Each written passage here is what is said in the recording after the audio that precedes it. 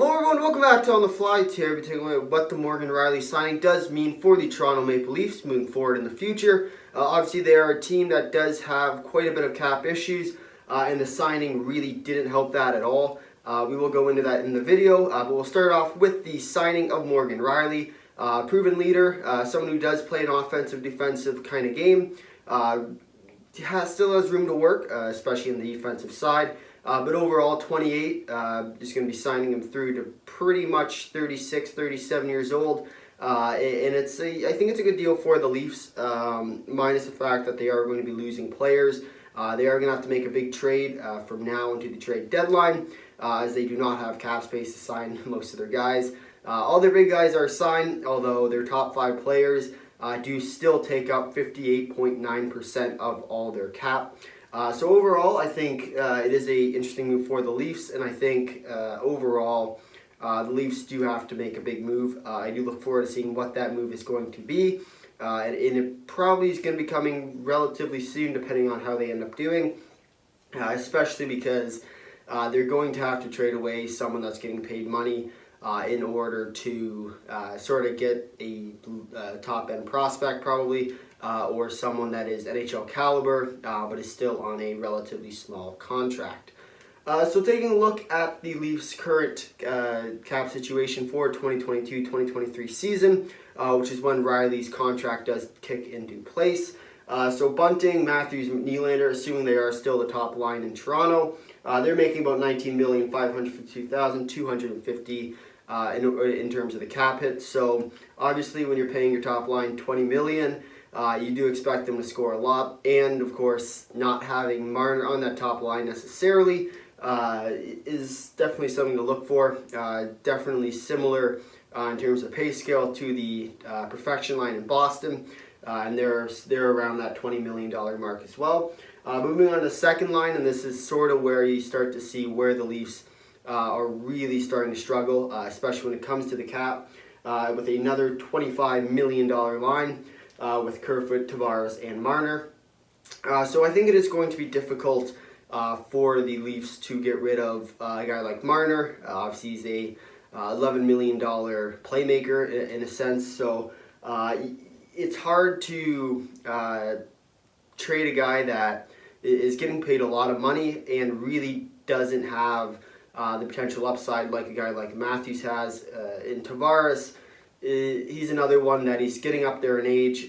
He's really a captain of the Leafs, and I think once his contract's up, it's going to be a interesting scenario in Toronto, whether or not they are in a rebuild up at that point, or they're still fighting for that first playoff win since 2004. Moving on to the third line, and this is where you start to see the gaps in the team. So we have Mikheyev, Kampf, and Kasha, and so Kasha is an RFA, Mikheyev's a UFA, and Ilya Mikheyev is someone that I do not expect to see on the Leafs next year. He is currently asking for a trade out of Toronto. Dubas has said no, but I do not expect to see him in a Leaf uniform the next year, especially not when the Leafs have practically no money to spend. It's very unlikely to see Mikheyev here next year.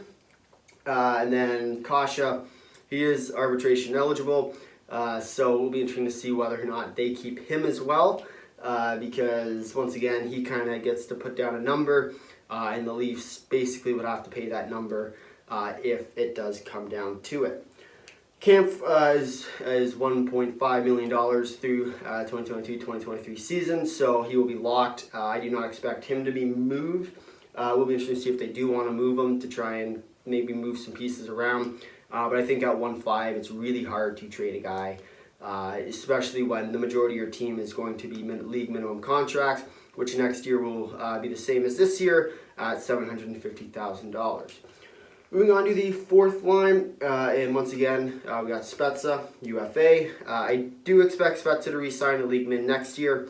Whether or not he does, I think he will not be re-signing at anything higher than that. I think he is a team first player, and he wants to be in Toronto, so it makes a lot of sense that he would be re-signing there. Of course, that's just a matter of Dubas wants him back, but the way he's been playing this year and the way he's played the last few years, I think it's definitely well worth the money. Moving on to Simmons at $900,000.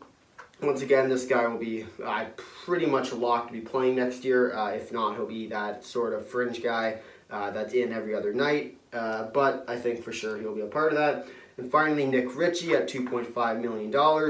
It was an odd signing at the time. I'm not sure where they thought. He did have a really good year in Boston the year before that.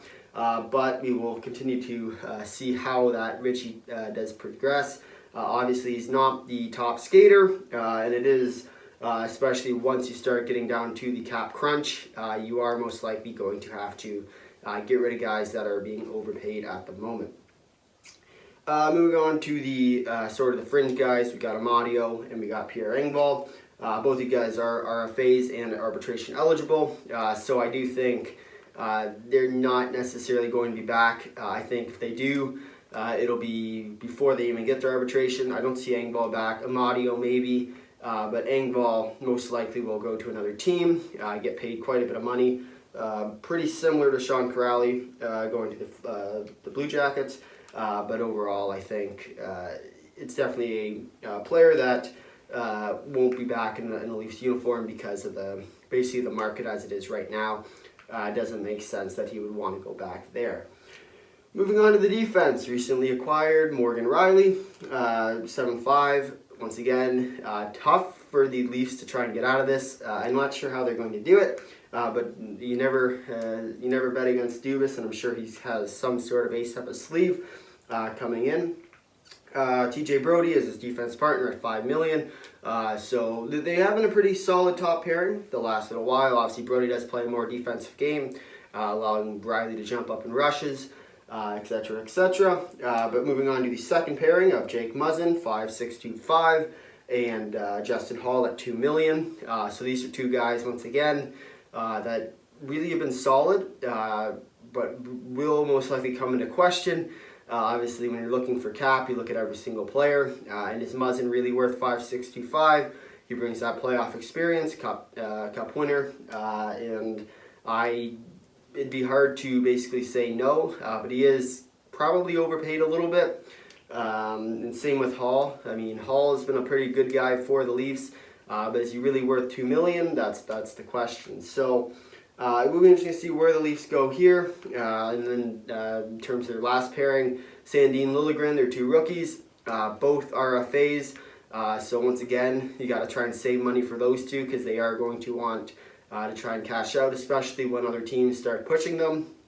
You can't run out of money, especially when the market is going crazy and you really want to try and lock up some of these guys long term. But it will be interesting to see how Dubas decides to work around that. And then finally, Travis Dermott, 1.5. Definitely an interesting one to sort of figure out because he was once again one of the guys that they're considering trading away, letting Seattle pick. So I am looking forward to see how they decide to go with Dermott. But once again, Dubas has a plan, and I'm sure he's going to go through with it. But that moves us on to the goalies. Once again, signing Mrazek at 3.8. Basically a backup goalie, if we're being real. Campbell, he is a UFA. He will be the starter most likely, but it will be interesting to see what Campbell wants to do. Obviously, he's known to be a team guy. Wants to stay in Toronto, so has proven success there. But will he take a big contract hit from what he could get? That's the real question, because most likely you never see a backup goalie getting more than their starter. So I think it is going to be interesting whether or not Campbell can figure that out. And then finally, Michael Hutchinson. So with Hutchinson, he will most likely be a league-min guy. But overall, once again, he could push his market. I think he definitely has the potential. He's not getting the opportunity he wants to right now, so I will be curious to see whether or not he wants to move on. So as of right now, the current cap hit for the Leafs in 2022-2023 season will be $75,280,250. And that only takes up 15 of the 24 available spots. And that's basically the maximum roster capacity you can have. Whether or not they want to go below that, they definitely could. But they do have to definitely take note. They're currently at 15 of those spots. And the cap for next year is $82.5 million. That leaves $7,219,750. But the one part that you do have to take into account is that if you were to give every single player league min, that does leave you with $469,750 to give to other players. So you really are going to have to make a trade if you're a Kyle Dubas, just to try and shed some of that cap, because I can assure you that Sandin and Liljegren both will be targeted on the RFA market. So we'll be definitely curious to see whether or not they trade up, try and give them some sort of extension for a few years, not basically throwing away their future yet, but saying it's like a 3-year, $2 million deal, and then they get paid later on in their career. But I think in the end, it is going to be interesting what the Leafs end up doing.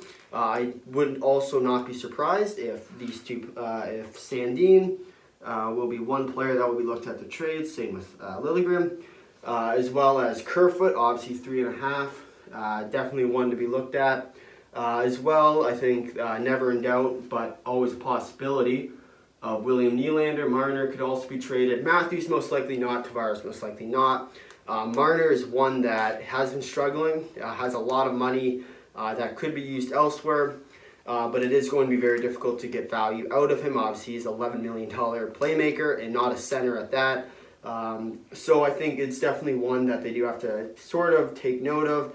And finally, the last trade option, I do believe, will be Nick Richie. So these guys probably are going to be the ones that Dubas will be looking most at. Obviously, they are high-paid guys. Some of them haven't been paid yet, but are going to be high-paid guys. So you're going to have to get rid of them. And then my final thought on this Rielly signing is that I will put one more star for Mr. Morgan Rielly himself. This signing doesn't make a ton of sense. Obviously, they do want to lock him up long term, but 7.5 for 8 years, getting that eighth year, putting him pretty much is going to be a late round captain, if not pretty top ranking assistant captain. I do think that it is going to be tough not to move him, especially when he starts getting older. And then I think in the end, you kind of lock him up long term, even just to trade him. So overall, I think it is an interesting deal for the Toronto Maple Leafs.